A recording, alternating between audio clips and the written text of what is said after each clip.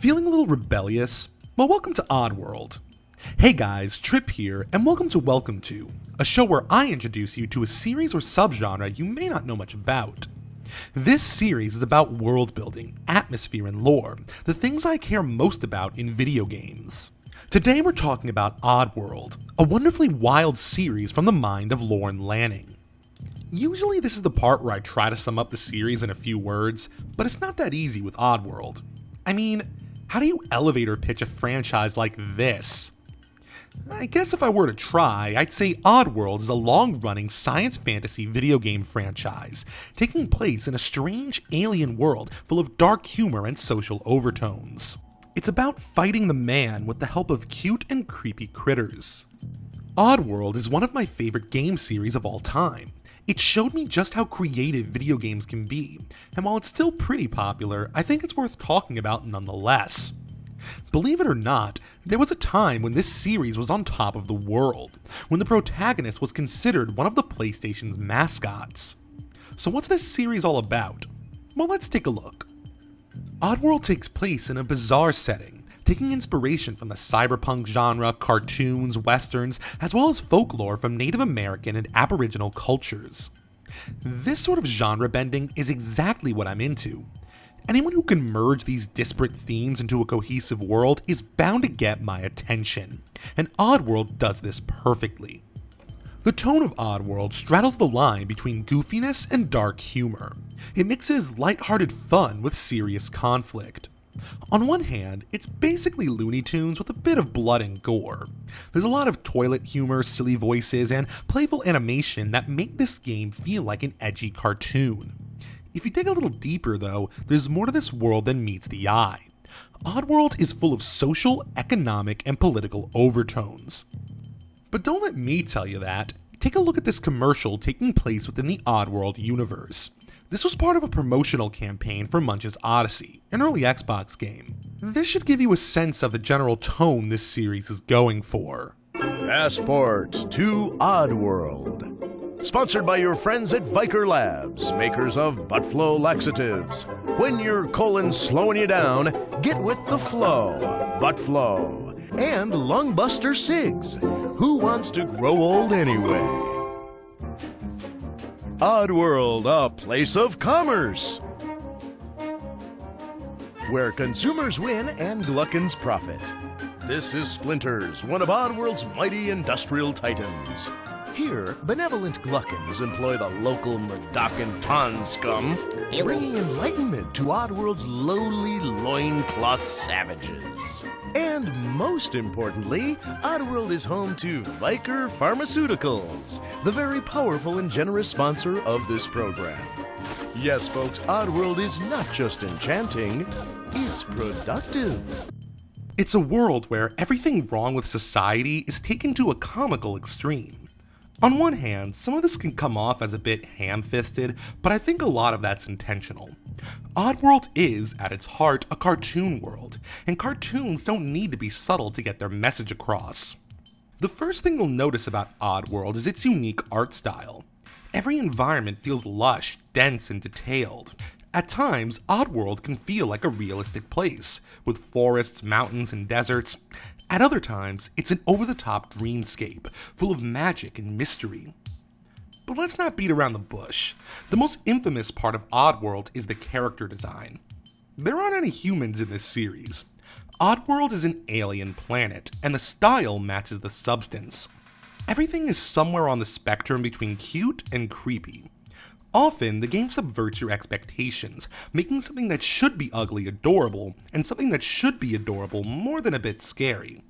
It really cements this idea that you're exploring another world, and not enough games do that for me. Oddworld is a place where industry and spirituality are in constant conflict.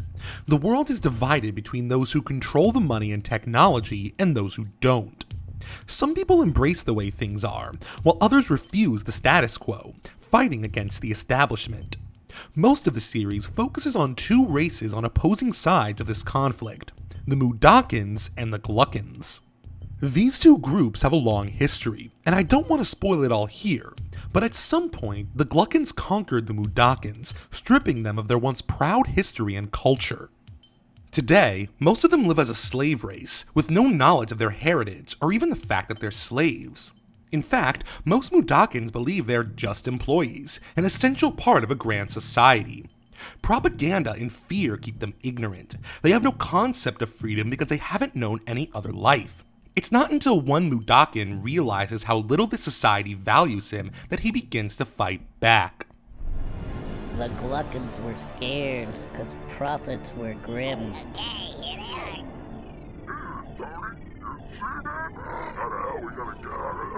Paramites and Scrabs had been turning up thin. As you can see, things are going down. Watch. But Mullet was cool. Show him. He had a plan. This new kind of meat? What? It was us! We got a lot of Mudokons. We'll chop them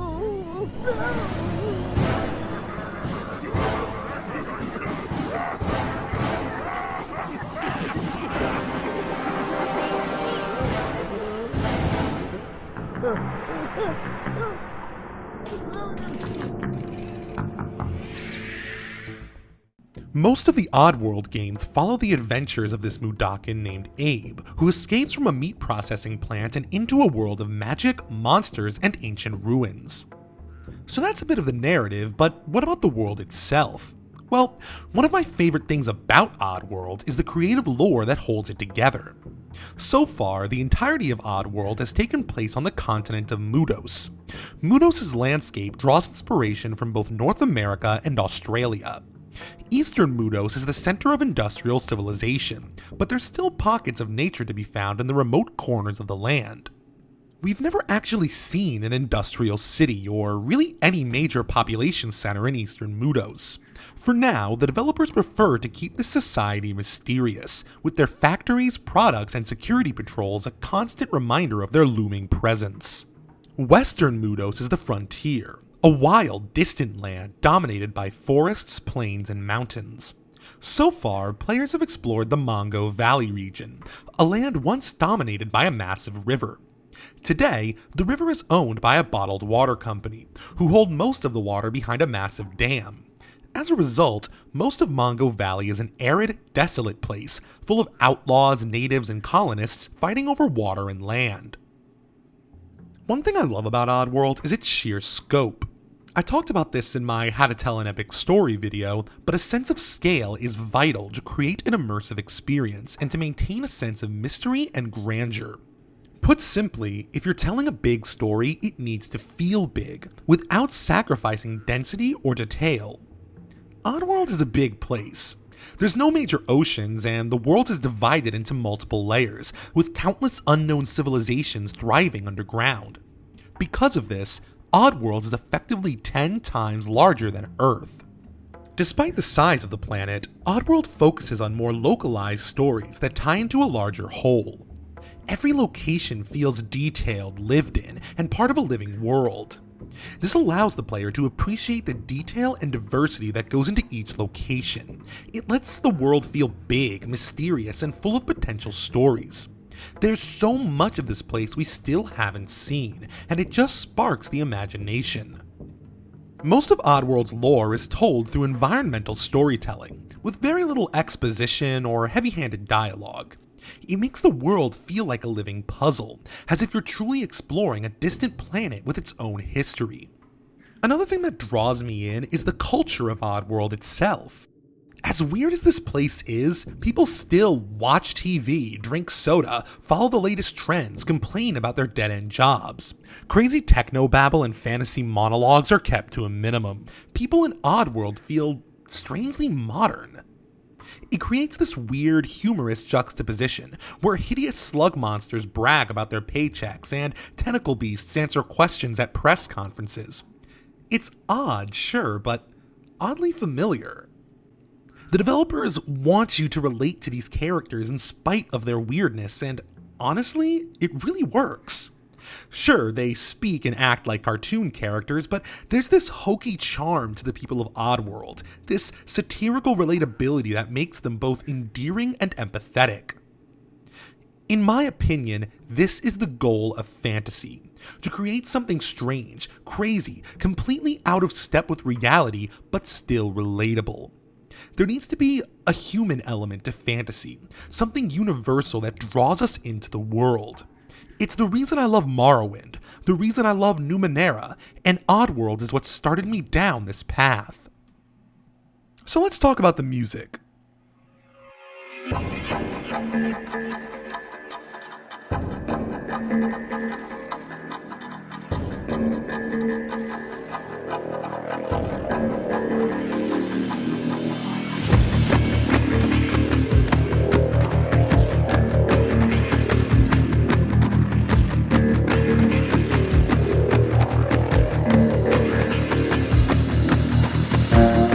Holy shit, the music!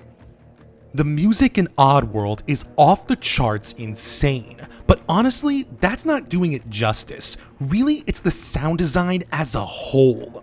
This particular track is from Stranger's Wrath, an action-adventure game set in Western Mudos. It's my personal favorite in the series, and the song is composed by Michael Bross.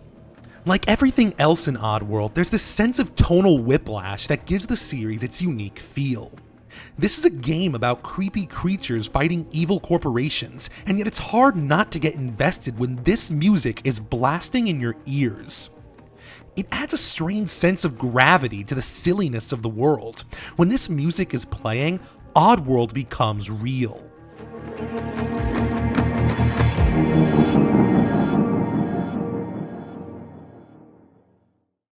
The music in the other games is a bit more understated, but no less effective. Each track perfectly suits the environment. In the wilderness, you'll hear drums and wind instruments. In the factories, the music is based on industrial mechanical noises, almost as if the Mudokons are making melodies out of pipes and gears. The music in Oddworld is diverse, but it all follows a similar style. There's always a sort of biomechanical flair to the music, mixed with some bouncy cartoon effects. It all comes together into this unique alien soundscape, and I love it. So where can you find more Oddworld? Well, the good news is there's a lot to go around. There's 4 games in the series so far, each of which can be found on Steam. Stranger's Wrath, the action game I mentioned earlier, can be found on basically any platform you can possibly imagine. It's one of those games that's on PC, Xbox, PlayStation Mobile, even the Vita. I mean, I'm not complaining, the game is awesome. Get it wherever you can. The first game in the series was recently remade with high-definition graphics. You've been watching clips of it for most of this video. The original game is called Abe's Odyssey, while the remake is called New and Tasty. It's a beautiful, charming, and punishingly difficult platformer.